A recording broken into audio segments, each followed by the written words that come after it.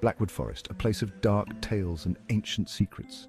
Legends whispered around crackling fires, stories of a beast, a creature of the night, a werewolf. Most dismissed it as folklore, just a story to scare children. But some knew. Some had seen the truth in the shadows. The old families of Blackwood carried the legend, passed down through generations. They spoke of a curse, a terrible price for an ancient wrong. They knew the truth behind the whispers. The werewolf was real. Ethan arrived in Blackwood seeking peace, a fresh start away from the city. He bought a small cottage on the edge of the woods. Its charm hid a sense of unease. He felt it in the way his neighbors looked at him, a mixture of pity and warning in their eyes. Be careful when the moon is full, especially in the woods. Ethan had smiled politely. He didn't believe in fairy tales, but the forest held a strange power. He could feel it watching him. The full moon hung heavy in the sky, its silvery light casting long, eerie shadows across the landscape. Casting an eerie glow over Blackwood, the moonlight seemed to transform the familiar forest into a realm of mystery and foreboding. The wind howled like a mournful spirit, rustling the leaves and making the trees sway as if they were alive, whispering secrets to the night. Sitting by the fire, a book in his hand, Ethan tried to lose himself in the pages, seeking comfort in the familiar words. But the words swam before his eyes. Something felt wrong, a sense of unease that he couldn't shake off. A primal fear prickled at the back of his neck. Then he heard it, a sound that sent chills down his spine, a howl long and mournful, echoing through the night, cutting through the silence like a knife.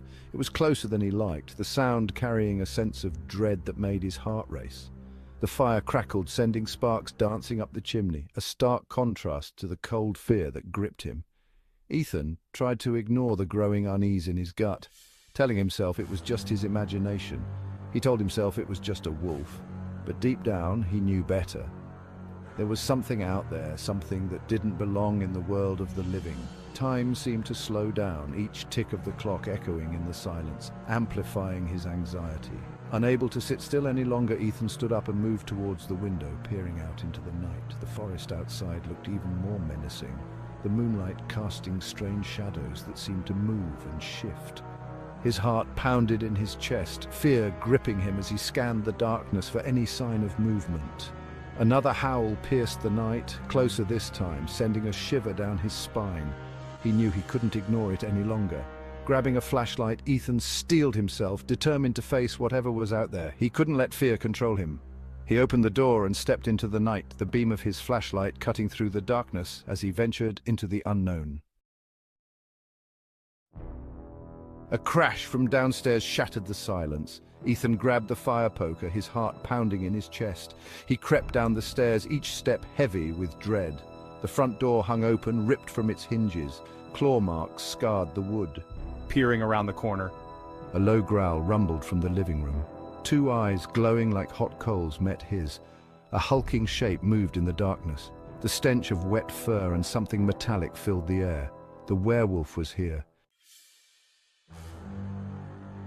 Ethan froze, his breath caught in his throat. He had stumbled into a nightmare. The creature was massive, its fur matted and dark. Its teeth, bared in a snarl, glinted in the moonlight streaming through the doorway. The glowing eyes seemed to burn into him. Ethan knew he had only seconds.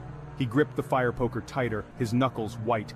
The beast lunged. Ethan swung the poker with all his might, connecting with a sickening thud. The creature roared in pain, momentarily stunned. As the full moon approached, a palpable tension gripped Blackwood. The townsfolk, their faces etched with worry, shuttered their windows tight.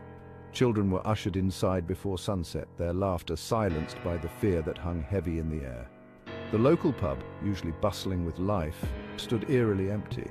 The blacksmith's hammer lay silent. Even the forest animals seemed to sense the approaching danger, their nocturnal symphony replaced by an unsettling quiet. The curse of Blackwood was upon them once more. The night of the full moon arrived, cloaking Blackwood in an oppressive darkness. The air grew heavy, thick with anticipation and dread. The silver disk of the moon climbed higher in the sky, casting long, distorted shadows that danced ominously across the land. The only sound that dared to break the silence was the distant howling of wolves, their mournful cries, a chilling reminder of the beast that stalked the night. Inside their homes, the townsfolk huddled together, their faces pale in the flickering candlelight, praying for the night to pass without incident. Ethan, still reeling from his encounter, boarded up his windows and reinforced his doors. He kept the fire poker close at hand, its cold metal a source of meager comfort. Sleep was impossible. Every creak of the floorboards, every rustle of leaves outside his window sent his heart racing. As the hours ticked by, my fear morphed into a grim determination. I would face this nightmare head-on. I would not become another victim of the Blackwood curse. The werewolf attacked again, fueled by rage and pain. It crashed against the boarded windows, the flimsy wood no match for its strength. Ethan waited, his heart pounding, fire poker raised. The creature smashed through the window, sending shards of glass flying. I acted on instinct. I thrust the poker into the fire, the metal glowing red-hot. The beast lunged again, its eyes burning with fury. Ethan sidestepped and swung the burning poker with all his might. A howl of pain ripped through the night as the searing metal met flesh. The creature stumbled back, whimpering. Its massive form, usually so menacing, now seemed vulnerable under the pale light of the moon. Each step it took was labored, its breath ragged and filled with agony. The forest, usually alive with nocturnal sounds, was eerily silent, as if holding its breath in anticipation. It stared at Ethan, its glowing eyes filled with a strange mix of pain and fear. Those eyes, once fierce and predatory, now seemed almost human, reflecting a deep, haunting sorrow. Ethan could feel the weight of the creature's gaze, a silent plea for understanding, or perhaps mercy. Then, as quickly as it had appeared, it was gone. The shadows of the forest swallowed it whole, leaving Ethan standing alone in the moonlit clearing.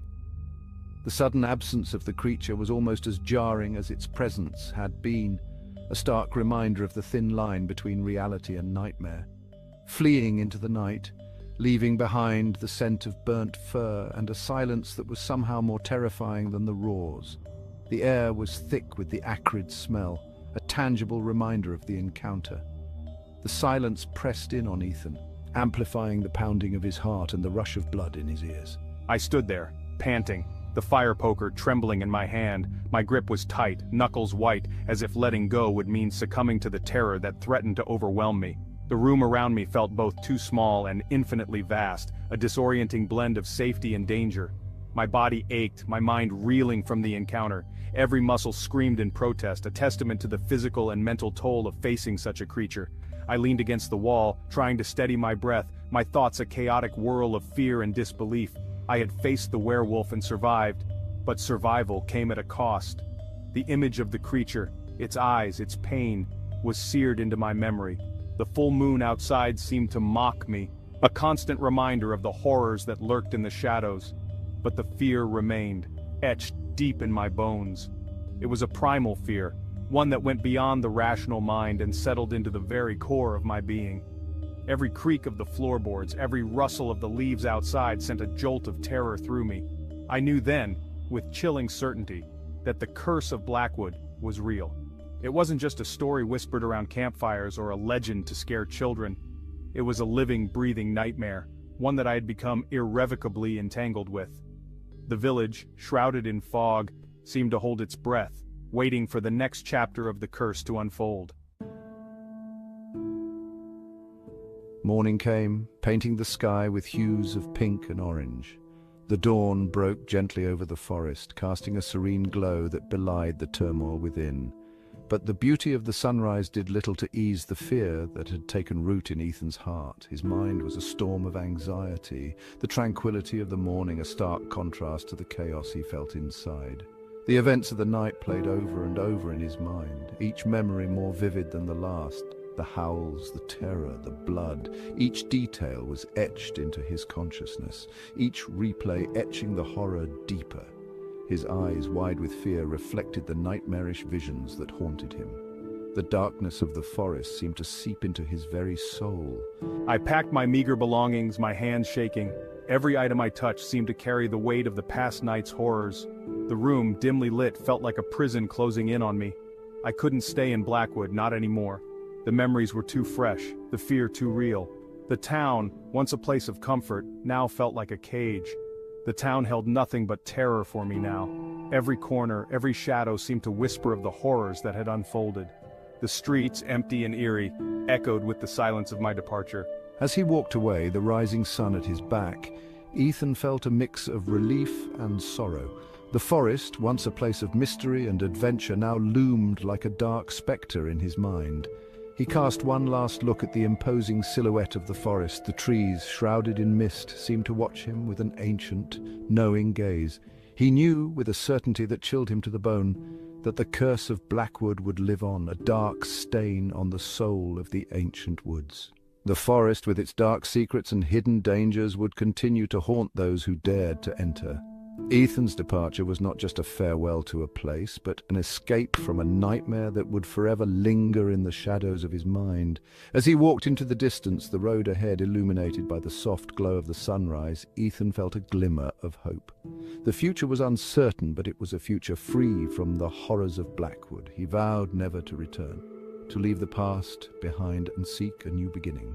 The journey ahead was long, but with each step, he felt the grip of fear loosen, replaced by a growing sense of freedom and possibility.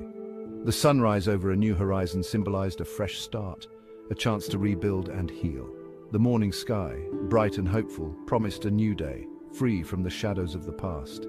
Ethan walked on, determined to embrace the light and leave the darkness of Blackwood behind forever.